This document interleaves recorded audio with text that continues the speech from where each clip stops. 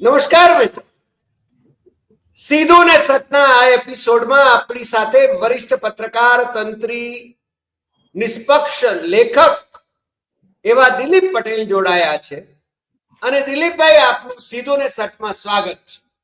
આજે જે વાત કરવી છે એ વાત આપણે જરા એક ઘા ને બે કટકાની કરવી પડે એવી જ છે, કારણ કે આપણે પટેલ ભાઈડાઓ સાચું બોલવા માટે ટેવાયેલા છીએ. અમે મેહાણાના માણસ, ચરોતરના માણસ પણ એક ઘાને બે કટકાની વાત કરે અને પ્રજાને જે જોડો ડંખે છે એની આપણે વાત કરવાની છે. ચૈતર વસાવાને નલિફાઈ કરવા માટે, ચૈતર વસાવાને ખરીદી લેવા માટે, ચૈતર વસાવાને ભારતીય જનતા પાર્ટીની નાથ મોયડી પહેરાવવા માટે ભારતીય જનતા પાર્ટીના મિત્રોએ બહુ જ પ્રયાસો કર્યા અને છતાં એ એમને ગાંઠે એમ નથી. અને હવે તો નરેન્દ્ર મોદી જે માનનીય વડાપ્રધાન છે, વિશ્વમાં જેમના વિશે એવો ઢોલ પીટવામાં આવે છે કે વિશ્વના લોકપ્રિય નેતા છે ને ખરેખર અમેરિકાની કંપની છે ને બિકાઉ કંપની, એ એમને લોકપ્રિય, વિશ્વના લોકપ્રિય નેતા કઈ રીતે ગણાવે છે એના વિશે મેં પેપર ફોડી નાખ્યું હતું, અનેક વાર ફોડી નાખ્યું છે. છતાં ગુજરાતના કેટલાક અખબારો, મુખ્ય અખબારો, ગુજરાતના શું કામ દેશના મુખ્ય અખબારો એ પહેલે પાને 3 કોલમમાં એ ખબર છાપે છે કે નરેન્દ્ર મોદી વિશ્વના સૌથી લોકપ્રિય નેતા છે. દિલીપભાઈ, મેં મારા એક વિદ્યાર્થીને, જુગલ શાહને એમ કહેલું કે તને વિશ્વનો સૌથી લોકપ્રિય વિદ્યાર્થી જાહેર કરી દઈએ, કારણ કે એ વખતે હું એસવીજીયુમાં ડાયરેક્ટર હતો. ગુજરાત યુનિવર્સિટી સાથે જોડાણ ધરાવતી ઇન્સ્ટિટ્યૂટ ઓફ જર્નલિઝમ એન્ડ કમ્યુનિકેશનનો ડાયરેક્ટર હતો. કારણ કે ભારતમાંના 500 જણા નો અભિપ્રાય લઈને મોદી વિશ્વના સૌથી લોકપ્રિય નેતા ગણાય છે. એ જે કંપની છે એની વેબસાઇટ ઉપરના જ ડાટા મેં યુઝ કર્યા હતા. એટલે મેં એને કહ્યું કે આપણા કેમ્પસમાં 2,500 વિદ્યાર્થીઓ છે, આપણે એમાંથી 500 વિદ્યાર્થીઓને કહીએ કે જુગલ શાહ ની લોકપ્રિયતા વિશે તમે શું માનો છો, તો તને છે ને 76% મોદીને મળે છે લોકપ્રિયતાના, તો તને તો 80% મળશે અને તું વિશ્વનો સૌથી લોકપ્રિય નેતા થઈ શકે. હા, એટલે મોદી આ પ્રકારના ઢોલ પીટાવડાવે છે એક બિકાઉ ધંધાદારી કંપની જે અમેરિકાની છે એનાથી, અને અખબારોમાં એ ધારે છપાવી શકે છે. પરંતુ મોદીની રેવડી દાણાદાણ થઈ ગઈ. હમણાં એ દેડિયાપાડામાં એમણે જ્યારે બિરસા મુંડાના એની 150મી જન્મ જયંતિ નિમિત્તે ભાઈશ્રીએ એક સભાનું આયોજન કર્યું અને એ વખતે સમાંતર સભા એ ચૈતર વસાવા અને અનંત પટેલ, આમ આદમી પાર્ટીના ધારાસભ્ય ચૈતર વસાવા અને કોંગ્રેસના ધારાસભ્ય અને આદિવાસી નેતા એવા અનંત પટેલ, એમણે જે સભા યોજી નેત્રંગમાં, એણે તો વિક્રમ સર્જ્યો અને મોદીની લોકપ્રિયતાને ઉઘાડી પાડી દીધી. કારણ કે મોદી માટે આખું સરકારી તંત્ર કામ લાગે છે, ચૈતર વસાવા માટે સરકારી તંત્ર ઉપરથી વિરોધમાં હોય છે ને છતાં આટલી બધી જનમેદની, આવો દરિયો જાણે કે લોકોનો દરિયો એ ઉમટતો હોય. ત્યારે આજે આપણે જે ચર્ચા કરવી છે દિલીપભાઈ, એ બહુ સ્પષ્ટપણે ચૈતર આમ આદમી પાર્ટીમાં છે માટે નહીં, પણ ચૈતર લોકપ્રિય નેતા છે. લોકોની સંવેદના એ બરાબર જાણે છે, લોકોની નાડ જાણે છે, એટલા માટે એની સાથે લોકો જોડાય છે. અને એ પ્રધાનમંત્રીની સભાને પણ હંફાવી શકે છે. મને લાગે છે કે પ્રધાનમંત્રીએ ધમકી પણ આપી આ સભાની બાબત, આ સભા વખતે, કે કોણ શું કરે છે અમે જાણીએ છીએ, જોઈએ છીએ. એટલે કે ચૈતરને હવે એમણે એમની રીતે જે ડીલ કરવાનું હોય. હેમંત સોરેન, ઝારખંડના મુખ્યમંત્રી, જે જમીન સાથે એનો કોઈ સંબંધ નહોતો, એને ઈડી નો કેસ કરીને 5 મહિના સુધી નરેન્દ્ર મોદીની સરકારે એને જેલમાં નાખ્યો અને છતાં એ ઝૂક્યો નહીં, એ એનડીએમાં સામેલ ન થયો. અને પછી વિધાનસભાની ચૂંટણી આવી ત્યારે અમિત શાહની જેમ ઘુસપેઠિયાની જે આખી વાતો કરી, એ ઝારખંડમાં ખરેખર પાછો છે ને ઝારખંડ મુક્તિ મોરચાનો વિજય થયો, ભવ્ય વિજય થયો અને હેમંત સોરેન ફરીને મુખ્યમંત્રી બન્યા. ચૈતર વસાવામાં ટિમ્બર છે. એને મારી સાથેની મુલાકાતમાં પણ કહ્યું હતું કે મને ભારતીય જનતા પાર્ટીએ મિનિસ્ટર બનાવવા માટેની પણ ઓફરો કરી જોઈ, પરંતુ હું જ્યાં છું ત્યાં બરાબર છું. હવે એને પ્રધાનમંત્રીને પણ દોડતા કરી દીધા છે દિલીપભાઈ. તો આવો શું ચમત્કાર છે કે વારંવાર મોદીએ ગુજરાત આવવું પડે છે. મેં ઘણી વખતે કહ્યું છે કે ઉત્તર પ્રદેશ વિધાનસભા જીતે તો ત્યાં રોડ શો કરવાને બદલે ગુજરાતમાં આવીને રોડ શો કરે છે. બિહારમાં એ જીતે તો એ દિલ્હીમાં હેડક્વાર્ટરમાં જઈને સમારંભ કરે છે, પણ સીધા ગુજરાત આવી જાય છે દેડિયાપાડા. મને લાગે છે મોદીને ગુજરાત ગુમાવવાનો ડર લાગે છે. દિલીપભાઈ જો હમણાં હરિભાઈ તમારો આ આપેલી એક વાત કરતો, ચૈતર વસાવાનો તમારો ઇન્ટરવ્યુ બહુ સરસ હતો. એમાં ઘણી બધી બાબતો એવી હતી કે એકદમ ક્લિયર થઈ જાય છે કે ચૈતર વસાવા શું કરવા માંગે છે. અને કદાચ પહેલી જ વખત એમણે કહ્યું હતું કે મને લઈ જવા માટેના તમામ પ્રયત્નો, અને નરેન્દ્ર મોદીની સભામાં એમની હાજરીમાં જાહેરમાં હું ભાજપમાં જોડાઉં એ પ્રકારના તમામ દબાણો પણ થયા હતા. એવું પણ એને તમારી મુલાકાતમાં તો કહ્યું હતું, પણ ત્યાર પછી પણ બીજી 2-3 જગ્યાએ પણ એમણે કહ્યું. તો આ બહુ ગંભીર બાબત છે કે એક ધારાસભ્ય જ્યારે પોતાની તાકાત ઉપર, પોતાની શક્તિ ઉપર આગળ વધે છે, ત્યારે આજ ભારતીય જનતા પાર્ટી અને આજ નરેન્દ્ર મોદી એવું માને છે કે ભાઈ અમે લોકપ્રિય છીએ. તો જો લોકપ્રિય હોય તો પછી શા માટે એમને તમે તમારા ખેમામાં લેવા માટેના તમામ હથકંડા અપનાવો છો, જેલમાં પૂરી દો છો?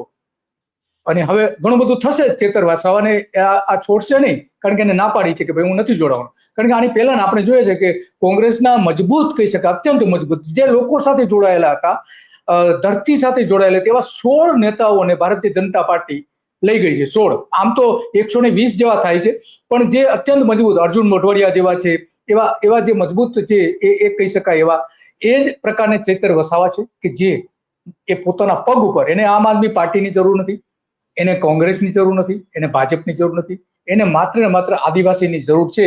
એ એમાં દેખાઈ આવે છે. અને બીજું કે એની પાસે તર્કબદ્ધ બધી બાબતો હોય છે અને આંકડાઓ સાથે બધી બાબતો હોય છે. 2,500 કરોડ રૂપિયાનું મનરેગા કૌભાંડ એમણે જાહેર કર્યું હતું અને પછી તેમની સામે ઘણા બધા એક્શન લેવાયા. એક ગ્લાસ ફૂટી ગયો, એમાં એને કેટલા દિવસ જેલમાં પણ રહેવું પડ્યું. પરંતુ એ જેલમાં રહ્યા હરિભાઈ, પછી એમની જે લોકપ્રિયતા છે એ લોકપ્રિયતા એટલી બધી વધી ગઈ છે ગુજરાતમાં કે આપણે એવું કહેવું હોય તો કહી શકીએ કે સૌથી લોકપ્રિય જો કોઈ રાજનેતા હોય ગુજરાતમાં તો એ ચૈતર વસાવા છે, એવું સ્પષ્ટપણે આપણે કહી શકીએ છીએ. કારણ કે નરેન્દ્ર મોદીની સભામાં બસો મૂકવામાં આવી હતી, એસટીની બસ મૂકવામાં આવી હતી, ઘણી બધી બસો મૂકવામાં આવી હતી કે આવો લઈ જાઓ, અને દરેક ટાર્ગેટ આપવામાં આવ્યા હતા કે મોદી સાહેબની સભામાં જવાનું છે. દરેક સભામાં કરે છે.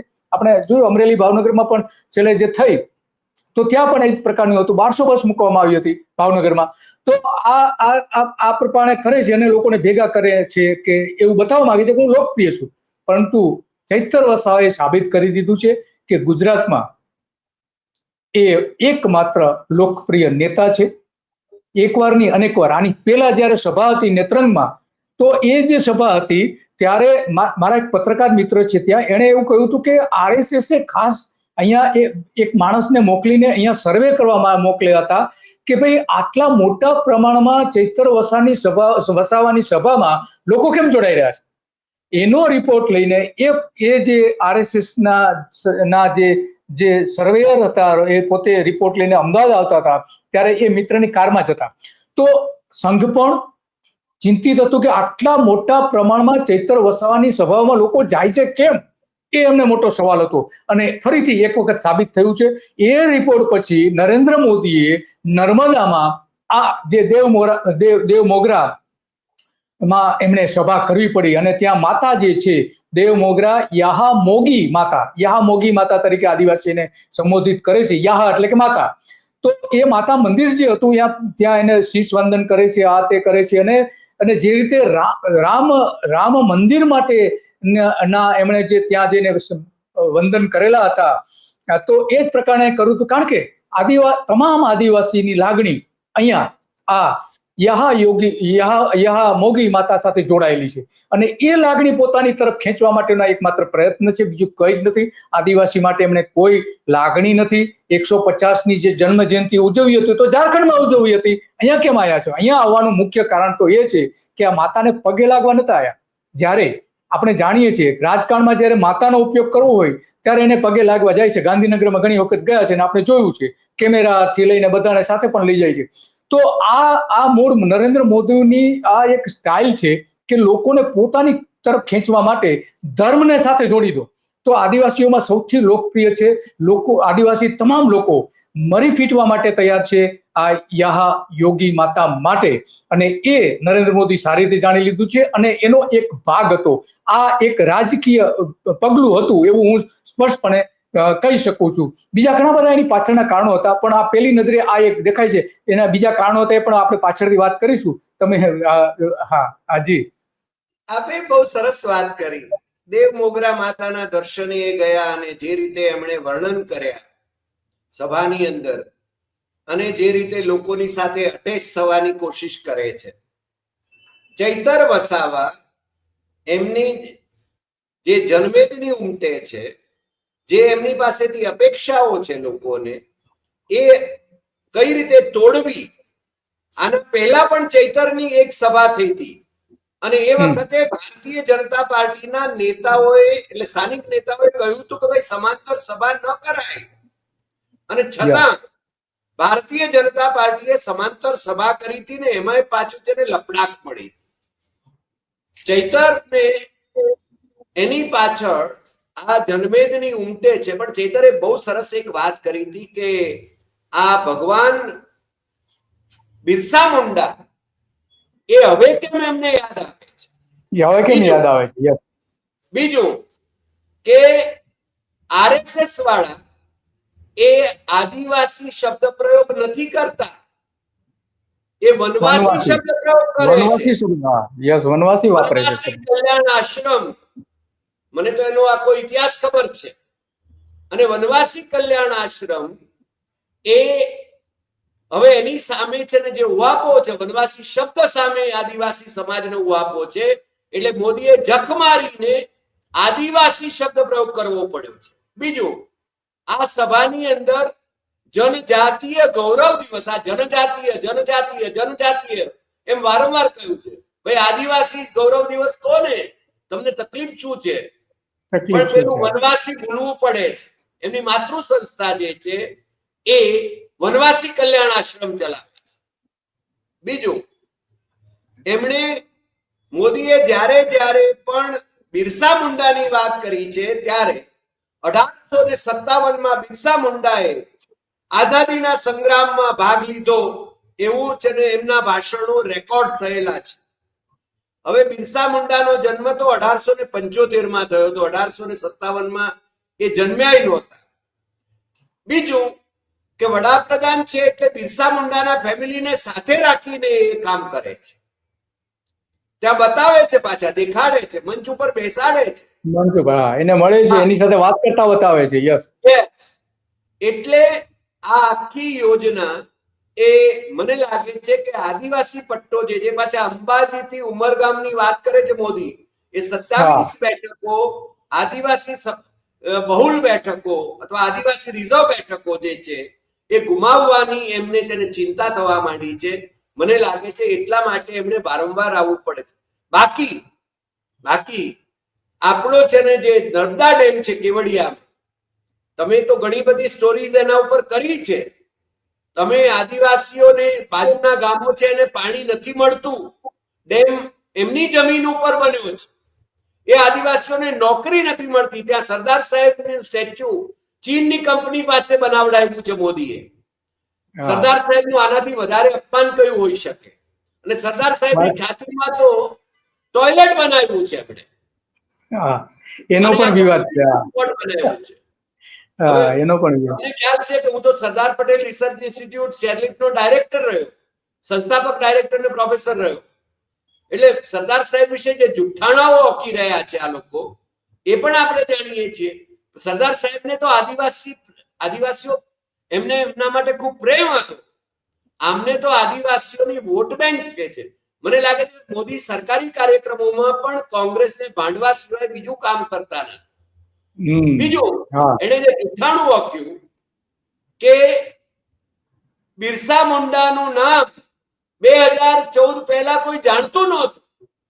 અરે ભાઈ, 1940માં રામગઢમાં ડોક્ટર રાજેન્દ્ર પ્રસાદના યજમાન પદે કોંગ્રેસનું જે અધિવેશન મળેલું બિહારમાં, એ વખતે અવિભાજ્ય બિહાર હતું, હવે ઝારખંડમાં ગયું રામગઢ. ત્યાં એનું અધિવેશન, એનો જે વિશેષાંક બહાર પડ્યો છે, આજે પણ તમે ગૂગલ કરશો તો તમને મળી જશે. એની અંદર ભગવાન બિરસાને ઉપર આખો એક લેખ છપાયો છે નેગીનો, સોરી બહુ જાણીતા ઇતિહાસકારનો, સમજ્યા? પણ આમને છે ને એન્કેશ કરવું છે.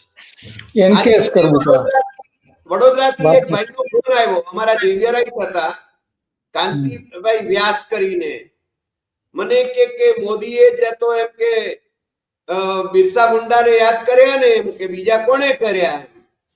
મેં કીધું ઇતિહાસનું વિકૃતિકરણ, અને એમાં તમારે એમાં ઢોલ પીટવામાં જોડાવાનું હોય તો મારે કશું કહેવું નથી, સમજ્યા? આપણે ત્યાં મુશ્કેલી એ છે દિલીપભાઈ કે ઇતિહાસનું વિકૃતિકરણ થઈ રહ્યું છે અને ભણેલા ગણેલાઓ એનું અંધારુકરણ કરી રહ્યા છે. એ લોકોને હું અંધભક્ત જ કહીશ. પણ દિલીપભાઈ મને એ કહો કે ચૈતર વસાવાનો ઈલાજ શું કરશે આ લોકો? ઈલાજ જો હરિભાઈ મૂળ કારણ શું છે? ચૈતર વસાવાને કેમ એ લોકો ઈચ્છી રહ્યા છે? રાજકીય કારણ તો છે જ કે જે આપણે વાત કરી, પરંતુ એની સાથે સાથે આર્થિક કારણ પણ છે. અને 27 બેઠકો જીતવી છે, જે તમે વાત કરી 100% વાત સાચી છે, એમને મુશ્કેલી ઊભી થઈ રહી છે. પરંતુ સાથે સાથે મૂળ જે આ આદિવાસી પટ્ટો જે છે, એમાં ખાસ કરીને નર્મદા જિલ્લો અને એમાં ખાસ કરીને દેડિયાપાડા તાલુકો, એ કુદરતી સૌંદર્યથી ભરપૂર છે. ત્યાં એટલા મોટા પ્રમાણમાં ખનીજ એમાં નીકળી શકે એમ છે. તો એ જે ખનીજ જે કાઢવા જો જોઈએ તો આ વસાવા જે છે એ ત્યાંના સૌથી એગ્રેસિવ અને આક્રમક આદિવાસી પ્રજા છે. અને હવે જે કંઈ નરેન્દ્ર મોદી ત્યાં કરવા માંગે છે, એની સાથેની જોડાયેલા કેટલાક ઉદ્યોગપતિ મિત્રો જે કંઈ કરવા માંગે છે, એ આ આખો બેલ્ટ છે. જો ત્યાં નરેન્દ્ર મોદી આ બધું કરવા માંગે અને એના ઉદ્યોગપતિ મિત્રો કરવા માંગે તો એ થઈ શકે એમ નથી. કારણ કે જબરજસ્ત ત્યાં મુકાબલો થવાનો છે અને જીવ સટની ત્યાં લડાઈ પણ થઈ શકે છે, એ સારી રીતે જાણે છે. અને એટલા માટે આપણે જાણીએ છીએ કે એ જો કરવું હોય તો ત્યાં એક હાઈવે હોવો જોઈએ. એમણે નર્મદા કેવડિયા કોલોનીથી સાપુતારા સુધીનો એક જે હાઈવે, મોટા પ્રમાણમાં એક મોટો હાઈવે બનાવવાની યોજના જે બનાવી છે, એ આ ખનીજોથી ભરપૂર વિસ્તારમાં થઈને હાઈવે નીકળવાનો છે. ત્યાંથી જે ખનીજ નીકળવાના છે એ આ ઉદ્યોગપતિઓને લઈ જવા માટેની સરળતા કરી આપવાની છે. સાથે સાથે કારણ એવું આપવામાં આવે છે કે અહીંયા પ્રવાસીઓ જઈ શકે, આવી શકે, એટલા માટે માત્ર પ્રવાસીઓ માટે અબજો રૂપિયાનો હાઈવે બનાવે નહીં, આપણે જાણીએ છીએ. તો આ મૂળ વાત મને લાગે છે. રાજકીય કારણ ઉપરાંત આ એક આર્થિક કારણ છે કે ત્યાં એટલા ભરપૂર ખનીજો એમાં આવેલા છે. એ ખનીજ પણ રેર અર્થ પણ આવેલું છે કે જે ચાઇનાની અત્યારે મોનોપોલી છે. એ રેર અર્થ શોધવા માટે અંબા ડુંગર ગામ જે છે એ ગામમાંથી મળી આવેલું છે. અને એની આસપાસના 45 ગામડાઓ જે છે, એ 45 ગામડાઓને એક્વાયર કરવા માટે કલેક્ટર કાર્યવાહી કરી રહ્યા છે. તો આ જે ખનીજો, મૂળ મુદ્દો અહીંયા ખનીજોનો છે, અને કાઢવું હોય તો ત્યાં પોતાના ધારાસભ્ય હોવા જોઈએ, પોતાના નેતા હોવા જોઈએ. અને એમાં આ વસાવા જે છે, ચૈતર વસાવા, એ આડે આવી રહ્યા છે. આ મૂળ કારણ છે. અને બીજું તમને કહું, ત્યાં અદાણી ફાઉન્ડેશનને નરેન્દ્ર મોદીએ ત્યાં આ જે ખનીજોથી ભરપૂર જે જિલ્લો છે, નર્મદા જિલ્લો, એની જવાબદારી સોંપી છે અદાણી ફાઉન્ડેશનને. અદાણી ફાઉન્ડેશન ત્યાં 2018 થી કામ કરી રહ્યું છે લોકોની લાગણી જીતવા માટે, એમનું દિલ જીતવા માટે. એવા 1 લાખ લોકોને એમની સાથે જોડ્યા છે. એમાં મહિલાઓ અને બાળકો છે. એ 2018 થી લઈને 2025 સુધીમાં આ 1 લાખ લોકો જે છે એમાં એવો દાવો કરે છે કે જે એ કુપોષિત મહિલાઓ અને કુપોષિત બાળકો છે એમના ઈલાજ માટે અમે આ કરી રહ્યા છીએ. તો 2025માં નરેન્દ્ર મોદીની સરકારે જે અહેવાલ આપ્યો કે આખા દેશમાં જે 10 જિલ્લાઓ કુપોષિત છે એમાં 5 જિલ્લા ગુજરાતના છે. સૌથી વધારે કુપોષિત મહિલાઓ અને બાળકો, એકદમ બાળકો નબળા જન્મી રહ્યા છે અને જન્મ આપનારી માતા એકદમ નબળું આયુષ્ય ધરાવે, નબળું એનું આરોગ્ય ધરાવે છે. તો આ અહેવાલ આપ્યો છે 5 જિલ્લાઓમાં, આખા દેશમાં જે 10 જિલ્લાઓ છે એમાં સૌથી વધારે નબળા માતા અને નબળી બાળકો જે છે એ નર્મદાના છે. અને ત્યાં અદાણીને એને 2018 થી કામ આપેલું છતાં 2025 સુધીમાં કેન્દ્ર સરકાર પોતે કહે છે કે ત્યાં આખા દેશમાં આ પરિસ્થિતિ છે. તો અદાણીને ત્યાં એટલા માટે જવાબદારી અદાણી ફાઉન્ડેશનને કે ત્યાં લોકોનું દિલ જીતે, એમને ખાવાનું આપે, એને પોષણક્ષમ અનાજથી લઈને જે નક્કી કરેલી છે એ આપે. આ એક વાત થઈ. અને બીજું, ખનીજોની વાત કરી, આ અદાણીની વાત કરી. અને ત્રીજી વાત, ત્યાં આખા ગુજરાતમાં નર્મદા જિલ્લો એક એવો જિલ્લો છે કે જ્યાં ભારતીય જનતા પાર્ટી પોતે સરકાર નહીં, ભારતીય જનતા પાર્ટી પોતે આજે ત્યાંના જે તાલુકા પંચાયતના પ્રમુખ છે એની સાથે મેં આજે સવારે વાત કરી તો એમણે મને એવું કહ્યું કે આખા જિલ્લામાં અમે ભાજપ તરફથી ત્યાં આ જે ગરીબ પરિવારો જે છે એને એક કીટ આપીએ છીએ, દર મહિને કીટ આપીએ છીએ. એમાં અલગ અલગ પ્રકારની 7 ચીજ વસ્તુઓ હોય છે અને એના જીવન સુધારવા માટે, એનું આરોગ્ય સુધારવા માટેની એ પોષણક્ષમ 7 વસ્તુઓ હોય છે. તો આ ચાર રીતે અલગ અલગ રીતે ત્યાંના લોકોને રીઝવવાનો પ્રયત્ન કરવામાં આવી રહ્યો છે. કેમ? શાના માટે? તમે કુપોષણ તો દૂર કરી શકતા નથી, છતાં પણ તમે આ કરી રહ્યા છો. કેમ? મૂળ આ કારણ છે ત્યાં ખનિજ સંપત્તિ, હરિભાઈ, અને એ ખનિજ સંપત્તિ ઉપર કેટલાક ઉદ્યોગપતિઓનો ડોળો છે અને એ આજ નહીં તો કાલ રેર અર્થ હોય કે બીજા કોઈ પણ પ્રકારના ખનિજ હોય એ અહીંયા મોટા પ્રમાણમાં આ હાઈવે ઉપરથી પસાર થશે, ટ્રકોના ટ્રકો ભરીને નીકળશે. ત્યારે આપણે જોઈશું કે આ જે લાગણી જે છે એ પોતાની તરફ ખેંચવા માટે જે માથાનો ઉપયોગ કરી રહ્યા છે એ ત્યારે સાબિત થશે. જી દિલીપભાઈ, તમે જે વાત કરી રહ્યા છો એ મને લાગે છે બીજા રાજ્યોના જંગલો એ અદાણીને આપીને જે રીતે વૃક્ષો કપાયા છે, ત્યાં એ આખી આદિવાસી ક્ષેત્રની જે ભૂગર્ભમાં રહેલી સંપદા જે છે એના ઉપર કબજો મેળવવાની કોશિશ થઈ રહી છે. હવે તો હદ તો ત્યાં થઈ છે કે નીતિ આયોગના અહેવાલ પછી આંદામાન નિકોબારની અંદર પણ આપણે રેર સ્પેસી કહી શકાય એવા આદિવાસીઓનું ઉન્મૂલન કરીને ત્યાં એ છે ને આવા જ મલ્ટીનેશનલ કંપનીઓને એ સોંપવામાં આવી રહ્યું છે. અરે આપણે ત્યાં ઘર આંગણે કહીએ તો અંબાજીનું જે રીતે કરવામાં આવી રહ્યું છે, અંબાજીના જંગલનું એને જે રીતે જંગલની અંદર જે વિકાસ કરી રહ્યા છે, હવે કાયદાઓ તોડે છે, લોકોને ઘર આપવાને બદલે એમના ઘર તોડે છે કારણ કે એને વિકાસ કરવો છે. અને લોકો છે ને એ આપણે જયારે સાચી વાત કહીએ ત્યારે એમ કે આપણે છે ને કોઈના વિરોધી છીએ. ભાઈ, આપણે કોઈના વિરોધી નથી. આપણે મોદીના પણ વિરોધી નથી, આપણે છે ને રાહુલ ગાંધીના વિરોધી નથી, આપણે કોંગ્રેસના સમર્થક નથી અને ભારતીય જનતા પાર્ટીના સમર્થક નથી. આપણે સાચી વાતના સમર્થક છીએ અને આપણે એમ કહીએ છીએ કે અમે કહેલી વાત જો ખોટી હોય તો અમારા ધ્યાને અમે ખોટા હોઈશું તો અમે સ્વીકારીશું. તમે તો આના વિશે ઘણો બધો અભ્યાસ કર્યા છે, તમે આના વિશે ઘણા બધા વિડીયો કર્યા છે, એટલે મને લાગે છે લોકોને જગાડવાની ખૂબ જરૂર છે. અને ચૈતર એ કામ કરે છે એટલે ચૈતરને ખરીદવામાં જયારે નિષ્ફળ જાય ત્યારે છે ને ચૈતરની ઉપર FIR કરવામાં આવે, ચૈતરને જેલમાં મોકલવામાં આવે, એને છે ને એના ઉપર દબાણ લાવવામાં આવે. મનસુખ વસાવા જે ભરૂચના સાંસદ છે ભારતીય જનતા પાર્ટીના, એ છે ને એમની વિરુદ્ધમાં સતત ઇન્ટરવ્યુ આપ્યા કરે. એ આપણે જોઈએ છીએ કે કઈ રીતે આ બધું ચાલી રહ્યું છે. આદિવાસીઓ જાગે, આદિવાસીઓના અધિકારો માગે. અને ચૈતરે હમણાં જ કહ્યું છે કે અનુસૂચિ 5 નો અમલ જો ગુજરાતમાં નહીં થાય તો નેપાળ વાળી થશે. જૈન જીથી મોદી સત્તામાં આવ્યા છે અને મોદીના મળતિયા એવા અરવિંદ કેજરીવાલ સત્તામાં આવ્યા. તમને ખ્યાલ છે દિલ્હીનો તમાશો તમે જાણો છો. હા, એક yes. સરકારને કઈ રીતે બદનામ કરી અને આજ દિવસ સુધી એમણે જે ભ્રષ્ટાચારના આક્ષેપો મૂક્યા હતા એ તો કોઈ પુરવાર થયા નથી. નહીં તો રાહુલ ગાંધી, સોનિયા ગાંધી, પ્રિયંકા ગાંધી, રોબર્ટ વાડ્રા એ બાર કેમ ફરે જ ભાઈ? સીધી વાત છે, સામાન્ય પ્રજાએ સમજવાની વાત છે આ બધી. અને બીજું, એ જો જામીન ઉપર છે તો તમારામાંના કેટલાક તડીપાર છે અથવા હતા અથવા તો બાહુબલી છે. બિહારની અંદર ચૂંટણી થઈ, સૌથી વધારે બાહુબલી ઉમેદવારો અને હવે ધારાસભ્યો એ છે ને એનડીએ ના છે. ત્યાં આગળ પ્રજા આજ ન સમજવા માંગતી હોય. આપણું કામ પ્રજાને જગાડવાનું છે.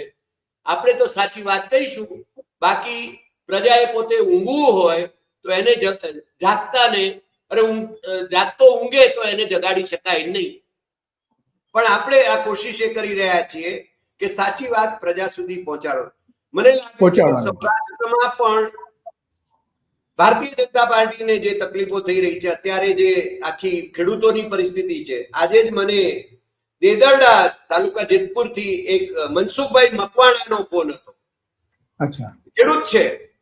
એ કહે છે કે અહીં અમારો સરપંચ, ભાજપનો સરપંચ એ છે ને પેલો મંત્રી હોય એને છે ને એને અનુકૂળ હોય, એ રીતે સરપંચને અનુકૂળ હોય એ રીતે જ નુકસાનીની બાબતમાં છે ને પેલા નોંધ કરાવે છે અને પોતાના મળતિયાઓને લાભ અપાવે છે. મેં કીધું આ તો ઠેર ઠેર છે.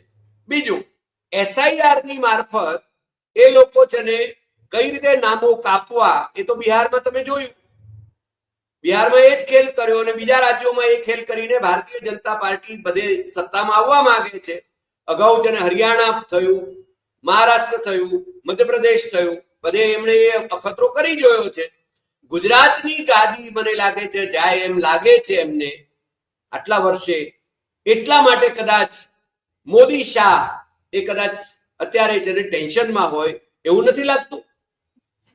ટેન્શનમાં તો છે જ, કારણ કે આપણે જોઈએ છે ચારે બાજુ જે રીતે ઉહાપો થઈ રહ્યો છે એ ઉહાપો સ્વાભાવિક છે, સત્તા સામે છે. અને આપણી વાત પણ સત્તા સામે જ છે. આપણે કોઈ પક્ષ સાથે કોઈ લેવા દેવા નથી. સત્તામાં હોય તો એ ભૂલ કરે અને એ ભૂલ કરે તો આપણે ટીકા પણ કરીએ અને લોકોને બતાવીએ પણ ખરા. કારણ કે વિરોધ પક્ષમાં હોય એ ભૂલ શું કરવાના, એના પક્ષ પૂરતી હોય છે. પણ આ તો સરકારની આપણે જે કંઈ વાત કરીએ છીએ, તમે જે વાત કરી સાચી વાત છે કે ભાઈ જે ભૂલ કરે છે એ બતાવીએ છીએ. જેને પછી જે માનવું હોય માને, ભલે માને, એની સાથે કોઈ લેવા દેવા નથી. તો અત્યારે આ જે સૌથી મોટો પડકાર છે કે લોકોનો જે રોષ છે એ રોષ જબરજસ્ત છે. આપણે જોઈએ છીએ કે સોશિયલ મીડિયામાં જે કોમેન્ટ આવી રહી છે, આપણે એક સ્ટોરી મૂકીએ એમાં અને નીચે જે કોમેન્ટ આવે છે એ કોમેન્ટ ખરેખર ભારતીય જનતા પાર્ટીની સરકાર માટે બહુ ચિંતાજનક છે. અને એમાં ચિંતામાં વધારો કોણ કરી રહ્યું છે? નરેન્દ્ર મોદી પોતે. નરેન્દ્ર મોદી ગુજરાતમાં 2 વખત હમણાં આવી ગયા, કેવડિયા અને પછી નર્મદા જિલ્લામાં દેડિયાપાડા. તો આ જે આવીને ગયા તો દેડિયાપાડામાં ત્યાંના કૃષિ અધિકારીએ જાહેર કરેલું છે કે ત્યાંના કૃષિ પાકને 70% નુકસાન થયું છે. સૌરાષ્ટ્રના અનેક તાલુકા એવા છે કે જ્યાં ખેડૂતોને 100% નુકસાન થયું છે. છતાં પણ આજ નરેન્દ્ર મોદી આ ખેડૂતો વિશે એક શબ્દ બોલ્યા નથી, ખેડૂતોની ખબર કાઢવા ગયા નથી. જો આ ત્યાં જાય તો એ આખી દુનિયા સમક્ષ આવી જાય કે ગુજરાતમાં લીલો દુષ્કાળ છે ને એના કારણે ખેડૂતો પરેશાન છે. આ છુપાવવા માટે નરેન્દ્ર મોદી જનતાનો દ્રોહ કરી રહ્યા છે. ખરેખર તો એમણે ખેડૂતના ખેતરમાં જવું જોઈએ. મુખ્યપ્રધાન કેમ જઈ શકે છે? મુખ્યપ્રધાન જઈ શકે છે તો નરેન્દ્ર મોદી કેમ ન જઈ શકે? તો આ સવાલ છે. અને 2 વખત આવી ગયા અને તમે પરેડ કરો છો, અહીંયા પરેડ કરો છો કેવડિયામાં. જે રીતે આપણે જાણીએ છીએ જર્મનીમાં જે પરેડ થતી હતી એવી જ પરેડ ત્યાં હતી. તો આ આખી જે કવાયત છે એમાં નરેન્દ્ર મોદી ભૂલ ઉપર ભૂલ કરી રહ્યા છે. એ ભૂલ હવે નડી રહી છે.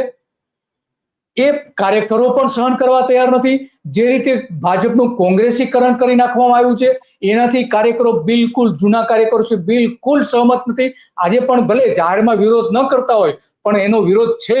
તો આવી જે ભૂલ પર ભૂલ કરી છે ખાસ કરીને CR પાટીલના સમયમાં એ ભૂલ હવે નરેન્દ્ર મોદી અહીંયા દોહરાવી રહ્યા છે. તો આ આખી ઘટના એટલા માટે છે કે લોકપ્રિયતા એ ઘટવાનું કારણ આ પણ એક છે કે નરેન્દ્ર મોદી પ્રજાની સાથે રહેવા માંગતા નથી. આના સીધા કારણો આ ઘણા અનેક કારણો આપી શકાય એમ છે. જે રીતે ઝૂંપડાઓ તોડવામાં આવી રહ્યા છે, ગરીબ જનતાને પરેશાન કરવામાં આવી રહી છે, જે રીતે બુલડોઝર ફેરવવામાં આવી રહ્યા છે, એક શબ્દ પણ નરેન્દ્ર મોદી બોલતા નથી. એટલે એવું લાગી રહ્યું છે કે આ જે કંઈ થઈ રહ્યું છે એ નરેન્દ્ર મોદીના કારણે થઈ રહ્યું હોય એવું મને સ્પષ્ટપણે લાગે છે હરિભાઈ. અને એટલા માટે આ જે કવાયત થઈ રહી છે એ કવાયત સરકાર ફરીથી બને એ માટેની છે. પ્રજા જાતે એ સરકાર બનાવવા માંગતી હોય એવું કદાચ એના અલગ અલગ સર્વેમાં બહાર આવ્યું હોય અને એટલા માટે એમને વારે વારે આવવું પડે છે. નિકોલથી શરૂ કર્યું છે, ભાવનગરમાં જઈએ એવા, કેવડિયા જઈએ એવા, અને આ 1.5 મહિનામાં જ આટલી વખત તો આવીને ગયા છે. અગાઉ પણ વાક્ય બને અને જ્યારે ગુરુ આવે છે ત્યારે સાથે ચેલા પણ આવે છે. ચેલા પણ કચ્છમાં જવાના હતા, હવે ગયા છે કે ખબર નહીં, ત્યાં જવાના હતા, એનો પણ કાર્યક્રમ હતો એમના ચેલાનો. તો આ આખી વાત જે છે એ વાત તમે કહો છો એ વાત સાચી છે કે ગુજરાત હવે કદાચ ગુમાવવું પડે એવો ભય સંઘને પણ છે, ભાજપને પણ છે અને સરકારને પણ છે. અને એટલા માટે આ મોદીનો ચહેરો આગળ કરવામાં આવે છે. તમે જે કહ્યું કે એનો ચહેરો વિદેશમાં ચમકાવવા માટે કયા પ્રકારની એજન્સીઓ કામ કરતી હતી, એવી જ રીતે સંઘે પણ હવે એજન્સીઓ પણ ભાડે લીધી છે અને અમેરિકામાં એનું માર્કેટિંગ કરાવી રહ્યું છે સંઘ પોતે. આ સંઘ આપણું કરી રહ્યું છે. તો આ બધું જે થઈ હમણાં જ આપણે સુરતના આરટીઆઈ એક્ટિવિસ્ટ જે છે એમણે આરટીઆઈ કરી હતી કે નરેન્દ્ર મોદી પાછળ 10 વર્ષમાં એને કેટલું એની જાહેરાતો છાપવા માટે કેટલું ખર્ચ થયું, ટીવીમાં બતાવવાથી લઈને માત્ર ત્યાંનું જે માહિતી વિભાગ જે છે કેન્દ્ર સરકારનું, એને જે જાહેર કર્યું હતું કે 5,000 કરોડ રૂપિયા આ 10 વર્ષમાં નરેન્દ્ર મોદી પાછળ આ એક જ વિભાગે કરેલું છે. આવા તો 48 વિભાગો છે. તો દરેક વિભાગમાં ક્યાંક ને ક્યાંક આ રીતનો ખર્ચ થયું છે. ગુજરાત સરકાર તો દરેક જાહેરાતમાં નરેન્દ્ર મોદીનો ફોટો છાપી રહી છે. એની પહેલાના વડાપ્રધાન જે હતા એનો ક્યારે ફોટો છાપતા નતા. તો આ બધા જે ખર્ચાઓ જે છે એ એને નરેન્દ્ર મોદીને લોકો વચ્ચે સતત એનો ચહેરો બતાવવા માટે કરે છે, કારણ કે એ જાણે છે કે એની લોકપ્રિયતા એકદમ તળિયે આવીને બેઠી છે. જી હરિભાઈ. દિલીપભાઈ, હું ખાતર લેવા જાઉં છું સહકારી મંડળીમાં, એની બેગ ઉપર એ નરેન્દ્ર મોદીનો ફોટો છે.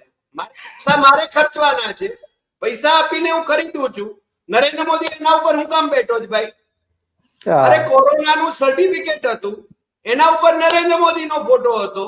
આ હું માંડ્યું જ ભાઈ. મને લાગે છે ગુજરાતની પ્રજાની સંવેદના લગભગ મરી પરવારી છે. અને બીજું, નરેન્દ્ર મોદી જયારે ચીફ મિનિસ્ટર હતા ત્યારે છે ને એમણે જે ભાષણો કર્યા હતા, જે છે ને એ વખતે ડોક્ટર મનમોહન સિંહની મજાક ઉડાવતા હતા, એ ભાષણો અત્યારે પ્રજાએ છે ને રિપ્લે કરવા જોઈએ તો ખબર પડે. બીજું, ખેડૂત આંદોલન થયું પેલો 3 કાળા કાયદાની વિરુદ્ધમાં, એમના મળતિયા ઉદ્યોગપતિઓને લાભ પહોંચાડવા માટે જે કાયદા લાવવા માંગતા હતા, સોરી 700 કરતા વધારે ખેડૂતો મરી ગયા, પણ એમને અંજલિ નથી આપી. વિદર્ભમાં ખેડૂતો આપઘાત કરતા હતા તો ભાઈ દોડી ગયા હતા, ચીફ મિનિસ્ટર હતા ત્યારે ત્યાં પ્રચાર માટે દોડી ગયા હતા. તમને સૌરાષ્ટ્રમાં જવાનો સમય નથી, તમને છે ને ઉત્તર ગુજરાતના બનાસકાંઠામાં પાણી ભરાઈ ગયા છે ત્યાં જવાનો સમય નથી, તમને તમારા મેહાણા જિલ્લામાં જવાનો સમય નથી, તમને પ્રચારનો સમય છે. અને હમણાં તો પાછા બિહાર જીત્યા છે એટલે ભાઈ 2 પાંદડે છે કે છે કે ત્યાં આગળ સ્વેરિંગ ઇન થઈ જાય, શપથવિધિ થઈ જાય, પછી છે ને ભાઈ પાછા વિદેશના આટા શરૂ કરવાના છે. પણ દિલીપભાઈ, આજે આપ અમારી સાથે જોડાયા અને જે તથ્યો રજૂ કર્યા એ બદલ આપનો ખૂબ ખૂબ આભાર. ફરીને પાછા આપણે મળીશું. આપણે પત્રકાર ધર્મ નિભાવી રહ્યા છીએ અને પત્રકારનો ધર્મ એમ કહે છે કે સત્તામાં હોય એને જ સવાલો થાય, વિપક્ષમાં હોય એને નહીં. અને જ્યારે કોંગ્રેસ સત્તામાં હતી ત્યારે આપણે કોંગ્રેસને સવાલો કરતા હતા. આપણો આ ધર્મ, પત્રકાર ધર્મ આપણે ચાલુ રાખીશું.